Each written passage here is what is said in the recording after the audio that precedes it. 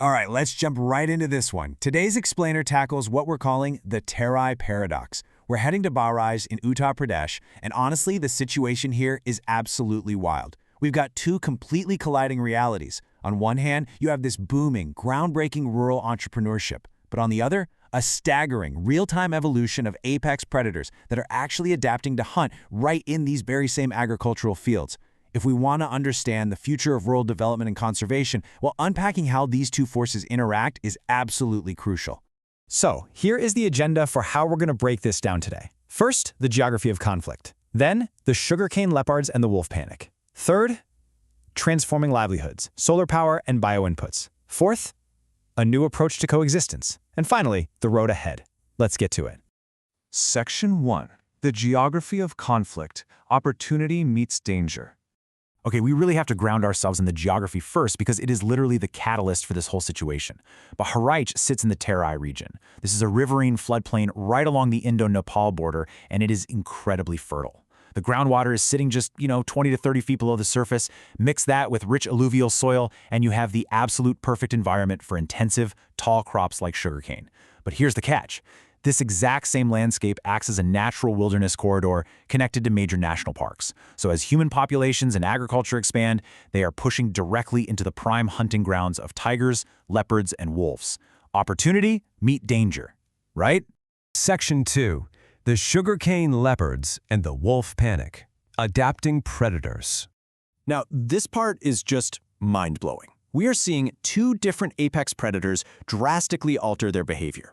We're not just talking about animals being displaced. No, we are watching physiological and psychological evolution happening in real time. On one hand, we've got what wildlife officials are dubbing the sugarcane leopard. Pushed out of the forests by a rising tiger population, they've moved into the dense sugarcane. And get this, they're becoming heavier, a bit slower, and totally habituated to humans. Then, on the flip side, we have the Indian wolf in the Maharashtra Tehsil area. These guys haven't gotten lazy at all. Instead, they've developed a chilling, highly calculated strategy to actively target vulnerable humans. And this brings us to a massive problem. Traditional conservation tactics, like catch and release, are completely failing here. You'd think, okay, trap the leopard, drop it back in the deep forest. Problem solved. Wrong. Forest officials tracked radio-collared leopards and found they will literally hike 30 kilometers straight out of the reserve, marching right back to the sugarcane fields. Why? Because the thick crops muffle sound, hide their movement, and give them a perfect hideout just meters away from human homes. As retired Bijnor DFO Salil Shukla put it, once they learn the ease of this habitat, they choose it. They just refuse to stay in the wild. This agricultural boom has ironically created an all-you-can-eat buffet for these big cats. Just to put this into perspective, officials recently captured a 10-year-old male leopard that weighed in at a massive 85 kilograms. That is way above normal wild weight. Since they're basically living off slower livestock and tragically sometimes people, their claws are getting dulled.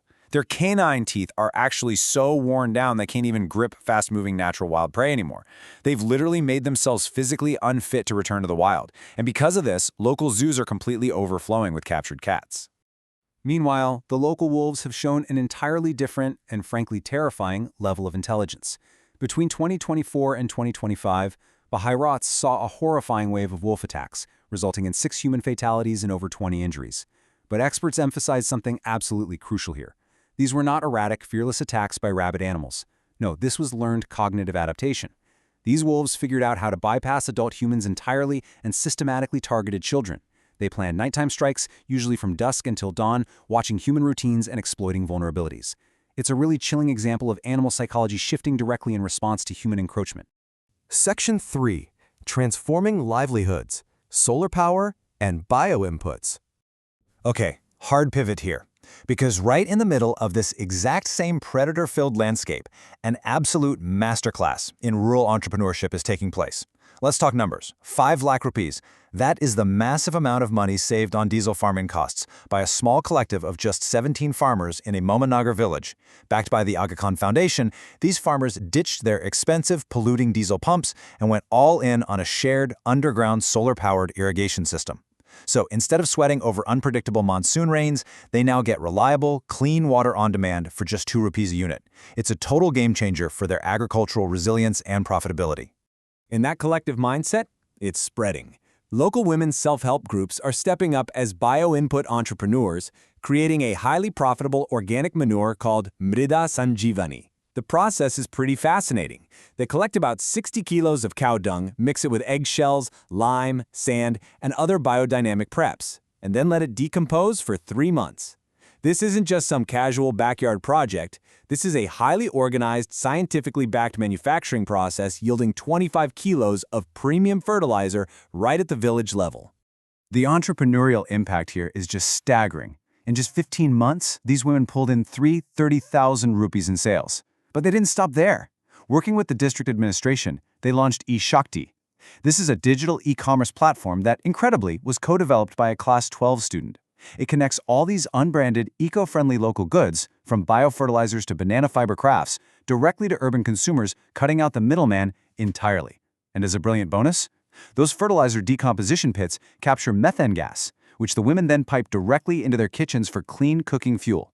The whole shebang is an end-to-end sustainable economy, booming right in the middle of a conflict zone. Section 4. A new approach to coexistence. So how do these communities actually survive this? Well, they haven't just sat around waiting to be saved. They've mobilized. They've formed primary response teams and local volunteer networks called Bag Mitras to manage incidents and control crowds. The farmers practice rotational guarding from elevated watchtowers known as machans. They keep the women and children safe in groups during the day, and the men guard at night. They're even bringing in high-tech solutions. We're talking thermal screening drones running round-the-clock surveillance over the dense sugarcane fields, tracking animal movements before they ever get too close to the villages. But ultimately, the real breakthrough came from understanding animal psychology. After months of panic, lethal control, and hunting, they shifted tactics. Instead of just hunting the wolves, the community worked with authorities to actively protect the wolves' breeding dens. And guess what? It broke the cycle of violence. Wolf attacks in the area literally dropped to zero.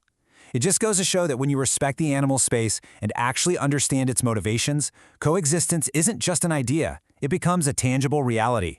Section 5. Conclusion, the road ahead. So, what does this all mean? We have to ask ourselves, can human innovation actually outpace human-wildlife conflict?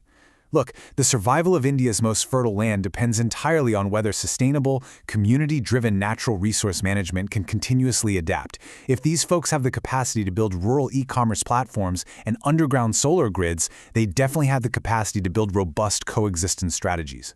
But it requires constant vigilance. It takes genuine empathy for the wildlife they've displaced and a really deep understanding of the rapidly changing behaviors of the predators living right in their backyard. If you found this update helpful, please hit the like button and share this video with fellow entrepreneurs. For more deep dives into the latest environmental regulations and industrial news, subscribe to our channel and turn on notifications. See you in the next one.